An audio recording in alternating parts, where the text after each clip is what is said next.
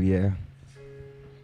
Seigneur Jésus, Dieu Tout-Puissant, toi le Dieu d'amour, le Créateur de toutes choses, c'est toi qui nous as prédestinés dès avant la fondation du monde.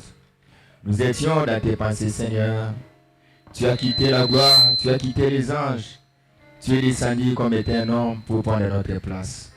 Ce soir, nous sommes venus à toi, Seigneur Jésus, avec plein d'imperfections en nous, Seigneur. Laisse que tu puisses nous pardonner, que tu puisses ôter, Seigneur Tout-Puissant, tous les défauts. Que tu puisses nous purifier par ton sang précieux qui a été versé ce jour-là sur les calvaires. Seigneur Jésus, écarte-moi du chemin ce soir, sois avec nous. Laisse que nous puissions passer un moment ensemble, Seigneur Tout-Puissant. Que ta présence soit au milieu de nous. Tous ceux qui ne confessent pas ton Seigneur soient loin de nous au nom de Jésus-Christ. Nous nous abandonnons tout à toi et nous laissons tout entre tes saintes mains. Au nom de Jésus-Christ, nous t'avons ainsi prié avec foi et conviction. Amen. Sans plus tarder, nous allons ouvrir nos Bibles. Prenons Matthieu chapitre 26. Nous allons commencer le verset premier.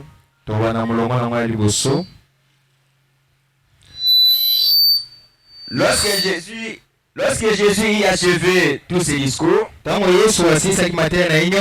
il dit à ses disciples, vous savez que la Pâque a lieu dans 2 jours, et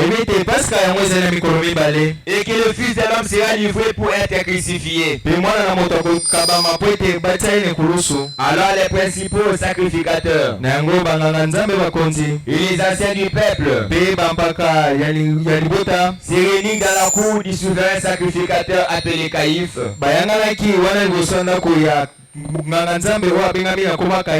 Et il délibère sur les moyens d'arrêter Jésus par risque et de le faire mourir.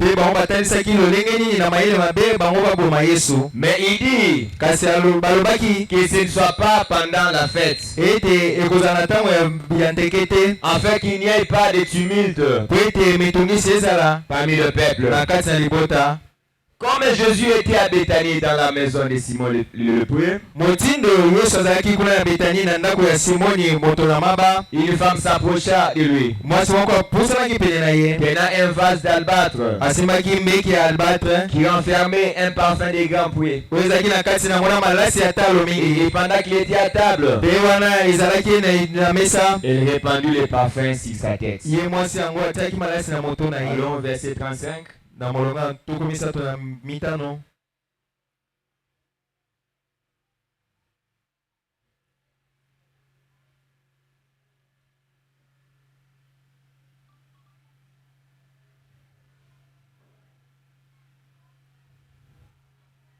Pierre, je commence à partir du verset 31. Alors Jésus leur a dit, j'ai ferai pour vous tous cette nuit une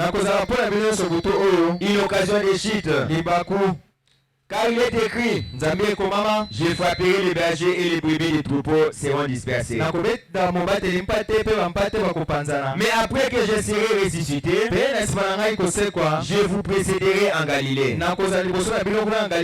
Pierre prenant la parole lui dit, quand tu seras pour nous une occasion de chute, tu ne le seras jamais pour moi.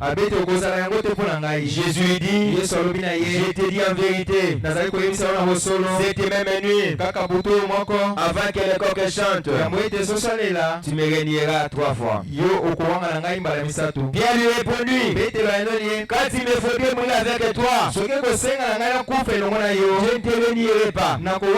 Et tous les disciples disent la même chose. Là-dessus, Jésus alla avec eux dans un lieu appelé Gethsemane. Et dit aux disciples, asseyez-vous ici, pendant que je m'éloignerai pour prier. Il prit avec lui Pierre et 2 fils de Zébédée.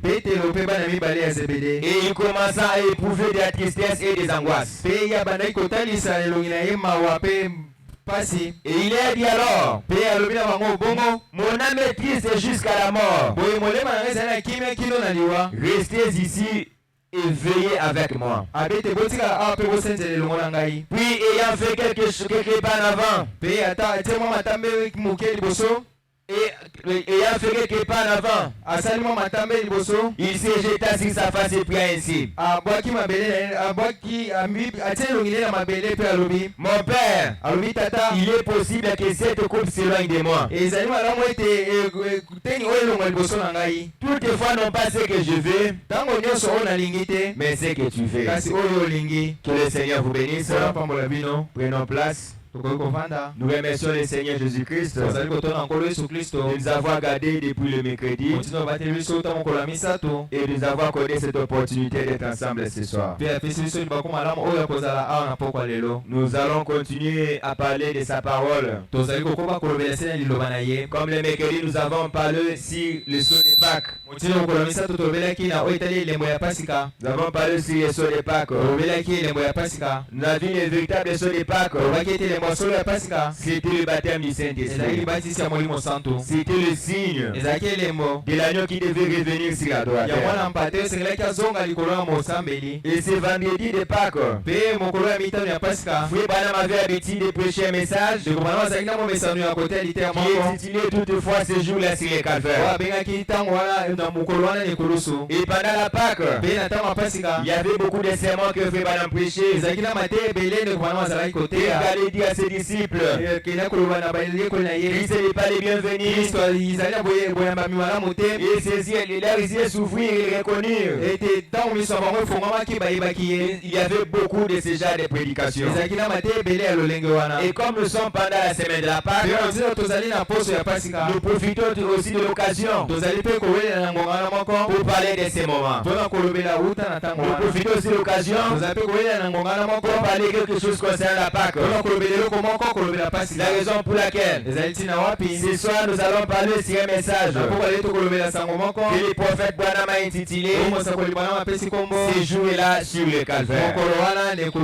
Ce jour-là sur le calvaire. C'est un grand jour pour la vie d'un chrétien. C'est un grand jour mémorable dans le christianisme.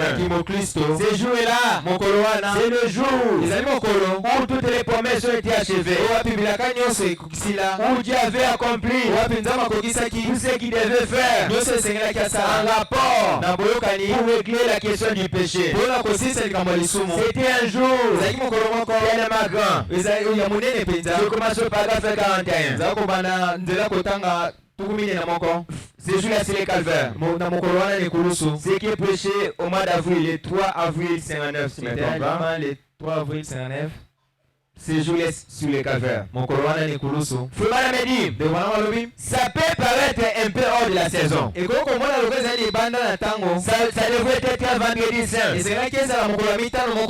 Et aujourd'hui nous sommes un vendredi. On devrait se souvenir du calvaire chaque jour. Nous avons entendu tant de choses sur lui. Nous avons lu tant de choses sur lui. Les prédicateurs ont prêché sur lui depuis le commencement du temps. Des chantiers allons chanter tout au long des temps, tout au long des âges. Les prophètes l'ont prédit 4000 ans avant qu'il arrive. Et les prophètes aujourd'hui indiquent aux gens le moment où il s'est déroulé. C'est un jour tellement important de tous les jours que Dieu a fait. Peine de sur la terre. C'est un jour de plus important. Ce jour-là, c'est le calvaire. C'est prêché le 25 septembre 1960. Le 25 septembre 1960. C'est un grand jour mémorable.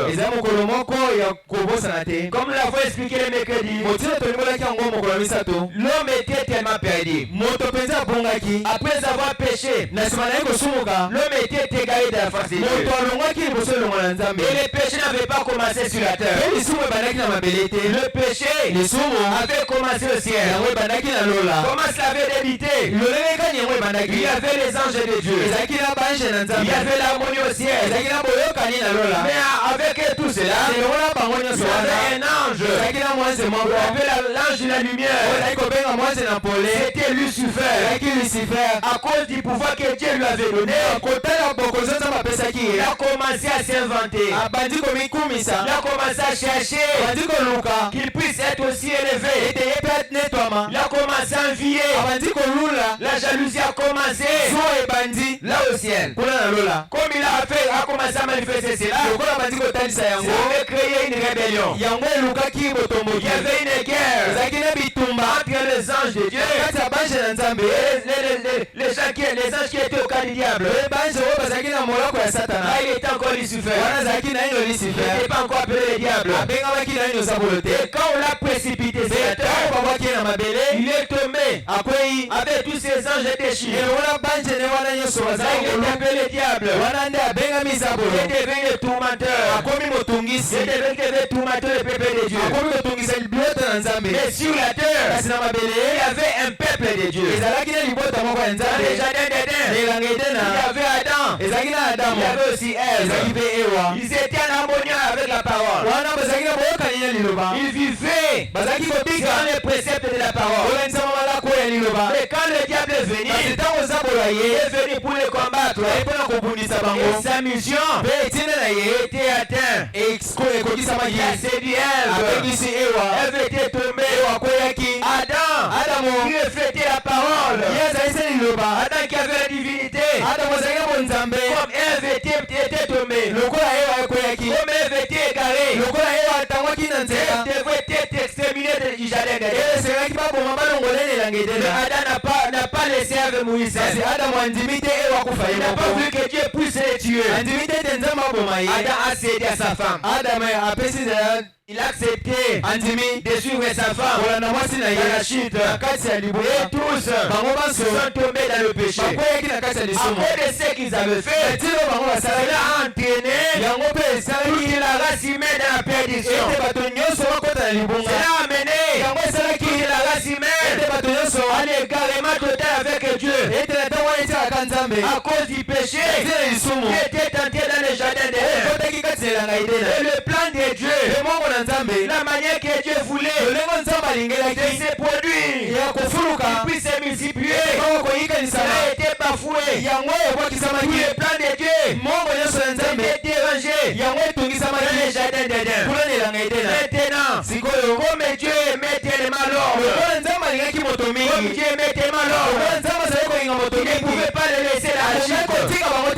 Satan a été tombé avec ses anges. Satan a été tombé sur la terre avec les anges de Dieu. Dieu dans sa souveraineté, il n'est pas descendu sur la terre pour chercher ces anges-là et les ramener au ciel. Il n'a pas cherché. Mais quand l'homme est tombé, il va près de Dieu. Dieu lui-même, il n'a pas envoyé un ange. Il est descendu directement dans les jardins d'Éden pour voir l'homme. C'était quoi? Pour manifester sa valeur autour de l'homme devant Dieu. C'est pour montrer combien Dieu aime la race humaine. Combien Dieu vous aime. Dieu ne peut pas vous perdre. Son grand amour, c'est laissé lui-même. Il est descendu là-bas. Malgré sa colère, il ne pouvait pas tuer l'homme. Il est néanmoins abomi un agneau innocent. Sa colère. L'homme pouvait commencer à vivre. Dans sa souveraineté, dans auquel l'homme marchait, l'état dans lequel l'homme était devenu. Cela n'a pas donné une satisfaction à Dieu. Dieu n'est pas resté au ciel. Dieu n'est pas resté au ciel pour observer et puis se débrouiller seul. ce que Dieu a commencé à faire. Il cherchait quel moyen il doit rétablir cette communion. Cette communion entre lui et l'homme. L'homme dans ses propres capacités ne pouvait pas se sauver. Ne pouvait pas se sauver. Le diable et ses démons ont pris l'emprise sur les enfants de Dieu. Le diable a eu de l'autorité.